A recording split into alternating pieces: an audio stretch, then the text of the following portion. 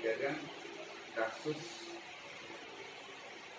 di mana kita diterapkan pada dua kasus yang nilainya sama atau baik ya memang sangat sulit untuk mengambil keputusan ketika kita dihadapkan pada persoalan itu.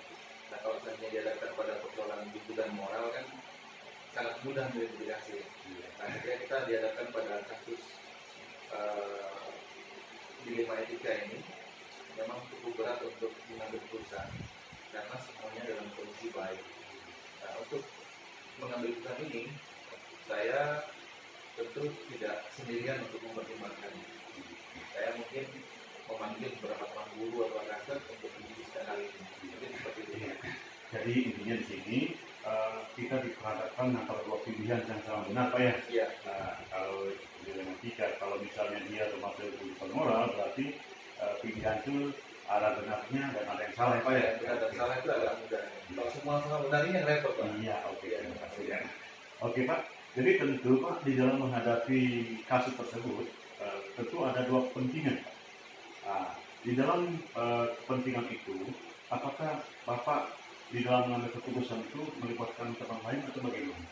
Ya, kalau kebiasaan kami di sini, setiap ada persoalan, baik persoalan kecil atau persoalan besar, Pak, kita sebisa mungkin untuk bagaimana mengajak teman-teman untuk memikirkan persoalan ini, ya, untuk kemudian kita rembuk bersama. Kecuali dia sifatnya urgen yang mendadak, yang dalam waktu yang singkat tidak bisa mengumpulkan teman-teman, mungkin saya bisa ikut sendiri. Tapi manakala jika situasi masih memungkinkan dan tidak terlalu diburu waktu, yang kami lakukan adalah bagaimana menginformasikan persoalan itu teman-teman untuk kemudian kita duduk bareng, kita sampaikan persoalannya dan kita ambil keputusan secara bersama-sama. Berarti di sini kuncinya di dalam mengambil keputusan Bapak masih membutuhkan teman-teman di sekeliling Bapak ya? Iya, saya butuhkan sekali. Kan kita di sini tim, Pak. Iya. Tim, jadi memang segala sesuatu itu harus kompak kita. Iya. Supaya penyampaiannya dari atas ke bawah itu sama semua, nggak ada miskomunikasi kan. Iya. Ketika ada pertanyaan dari luar terkait kasus tersebut, semuanya jawabannya akan sama.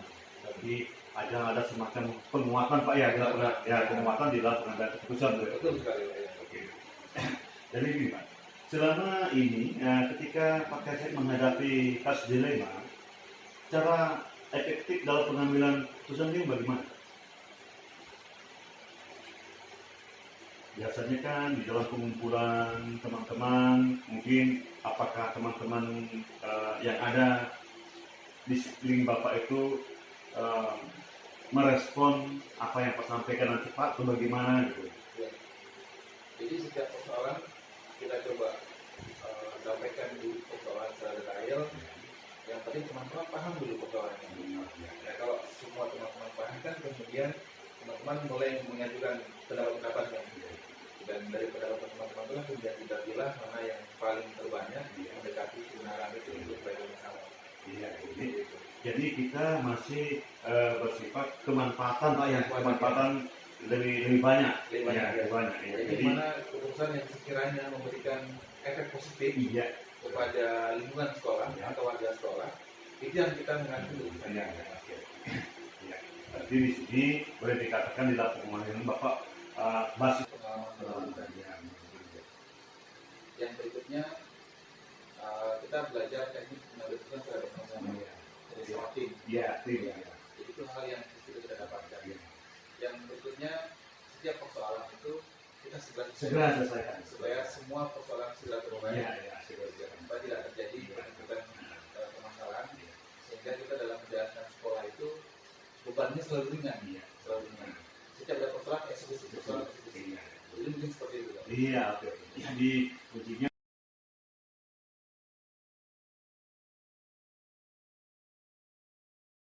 masukan dari teman-teman, terutama warasek yang mana juga sudah senior, sehingga pemikiran untuk memahami tentang etika ini ya tentu itu yang merupakan suatu hal yang bagus, yang baik untuk memutuskan sehingga terjadinya masalah etika ini tidak terulang kembali seperti itu. Jadi Bapak masih sebagai ekspert masih tetap membutuhkan teman-teman sekeliling Pak ya? Sudah pasti harus. Nah, perkembangan itu harus seyogianya bahkan bukan hanya wakasek, tetapi semua warga masyarakat, terutama teman-teman guru, seyogianya harus memberikan sumbangan pemikiran mengenai perkembangan Iya. ke depan. Iya, Seperti itu. baik. Jadi begini. Kemudian selama ini mungkin ketika Pak Kesek menghadapi satu dilema etika, kemudian cara yang lebih efektif untuk menangani itu bagaimana? Untuk menangani kasus etika ini tentu paling tidak dalam kegiatan rapat rutin itu saya tuangkan, saya sampaikan kepada teman-teman. Nah, sehingga dalam hal-hal ke depan semoga masalah kasus etika terutama antara guru dengan siswa yang jelas kaitannya erat sekali.